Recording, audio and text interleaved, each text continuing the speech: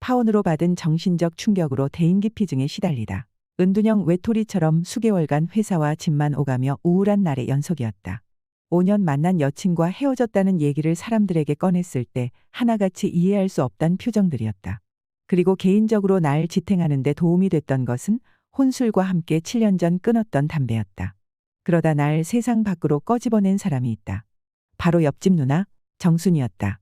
그녀는 고딩 때 일진이었는데 사고쳐서 20살 때 결혼을 해 남편이 조선소에 일하게 되어 거제도에서 결혼 생활을 했는데 애가 셋이나 있었고 나보다 나이는 3살이 많았습니다. 내가 초딩 시절부터 친하게 지낸 누나였거든요. 바로 옆집에 살았어요.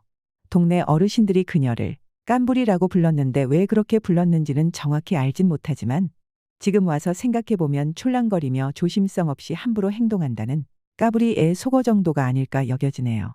그때는 워낙에 이 누나하고 가족처럼 지내서 우리 집에 와서 가족끼리 밥 먹을 때도 같이 먹거나 내가 누나 집내 가서 밥도 자주 먹었죠.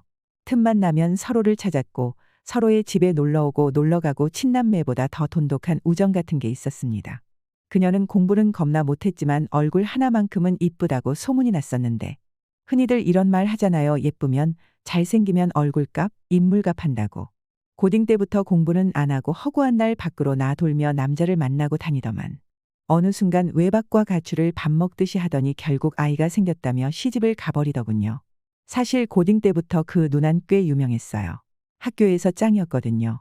제가 중학교에 막 입학했을 당시 그 누나가 우리 학교로 한번 찾아온 적이 있었는데 난리가 났었죠. 저 누나가 널 왜 찾아온 거야? 그냥 친한 동네 누나인데 이 한마디에 버프 받아서 학교 생활 편하게 할 정도였으니깐요. 추석 연휴 첫날이었는데 그날도 종일 집에 틀어박혀 있었는데 저녁에 정순이 누나가 명절 쇠러 올라왔다며 근처에서 술 한잔 하고 있으니 얼굴 한번 보고 싶다고. 당장 나오라는 연락이 온 거예요. 순간 망설일 필요가 없었죠. 누난 항상 내 편이었으니깐요. 일행들과 함께 있다고도 했지만 누나만 옆에 있어준다면 대인기피증 정도는 쉽게 떨쳐낼 수 있다는 용기와 자신감이 마구마구 솟아날 것 같았거든요. 누나 근처에서 꼼장어 집에 있으니깐 빨랑 와. 한마디에 바로 씻고 튀어나갔죠. 친구 둘이랑 함께 있었는데 술이 어느 정도 취한 모양. 경태야, 네 파혼당했다면서 그랬으면 이 누나한테 제일 먼저 알려줬어야지. 초췌해진 내 얼굴을 보면 제일 먼저 위로를 해줄 거라 믿고 나왔건만 보자마자 반갑다는 말도 없이 너 혹시 남자 구실 제대로 못하는 거 아니냐? 로 이어지는 조리돌림까지. 빨랑 와서 누나 옆에 앉아봐라. 누나 많이 보고 싶었지. 네 맘 내가 다 안다. 그래도 남자가 돼가 속 좁게 그러면 안 돼. 은둔형 외톨이처럼 지낸다는 사실을 이미 듣고 알고 있는 모양이었다. 그게 무슨 소리고. 내 잠시 인간관계로 상처를 받아 잠시 동안 심신을 수양한다고 그랬던 거다. 그리고 이제 다 괜찮아졌다. 내가 누구? 정순이 누나 동생 아이가.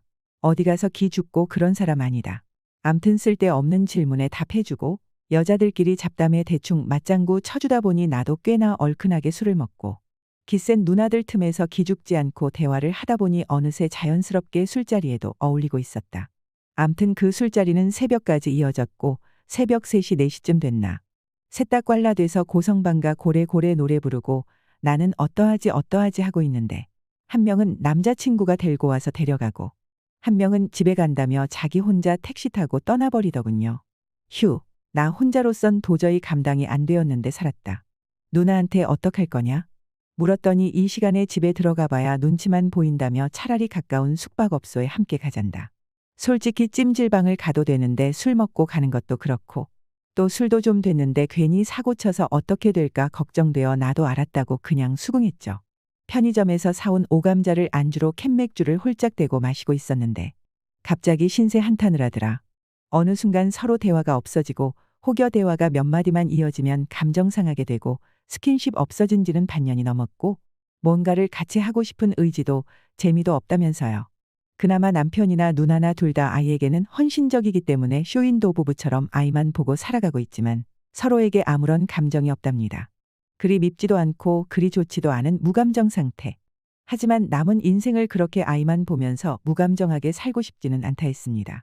그 순간 항상 내 앞에선 잔다르크처럼 강인한 여성인 줄로만 알았는데 갑자기 가냘프고 안쓰럽기 그지없다.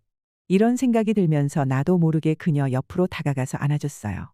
그리고는 누나도 그동안 힘들었는지 안겨서 한참을 울더니 그대로 잠들어 버린 거예요. 안녕하세요. 32살 미혼남입니다. 20대 중반에 만나 5년간 만나오던 여친에게 파혼을 당했습니다. 그쪽 집에서 죽어도 결혼 못 시키겠답니다. 왜냐고 물으니 제 부모님께서 이혼하신 것과 제가 나이 많은 게 제일 싫고 제 직업까지도 싫은 이유가 너무나도 많답니다. 여친은 미안하게 됐다며 우리 가족이 반대하는 결혼은 할 수가 없다고만 말했습니다. 화가 아니라 웃음이 났습니다. 한참을 깔깔깔 웃고 제 웃는 모습에 당황한 그 사람에게 말했습니다. 우리 부모님 이혼한 거. 그게 뭐? 이혼하면 뭐 갑자기 죄인이라도 돼? 우리 엄마 10년 넘도록 돈 한 푼 안 벌어다 주는 아빠라는 인간한테 맞고 살면서 그래도 우리 두 남매 아빠 없이 키우기 싫어 참다가 우리한테 피해갈까봐 이혼한 거야. 30살도 안 된 여자 혼자 애 둘 데리고 새빵살이 하면서 아빠가 진 빚 다 갚고 살았어. 대단하다고 칭찬해야 되지 않냐? 그리고 진짜 이런 말까지 안 하려고 했는데 당신 부모님 10년째 별거 중이시라며?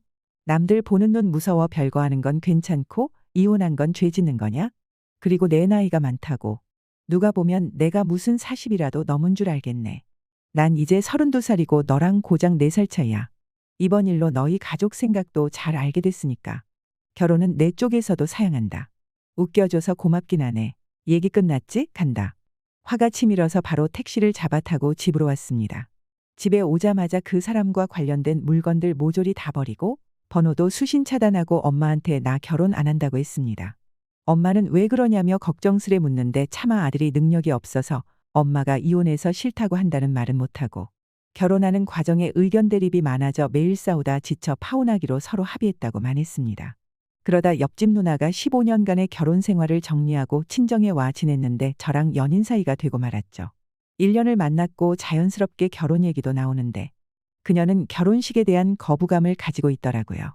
누나가 이혼한 사실을 부모님과 가까운 친구들만 알고 친척들이나 할머니 등 주변 분들이 아무도 모르신다고 하더군요. 아이 셋 놓고 잘 살고만 있다고 알고 있나 봅니다. 이런 경우 제가 할 수 있는 것은 무엇일까요?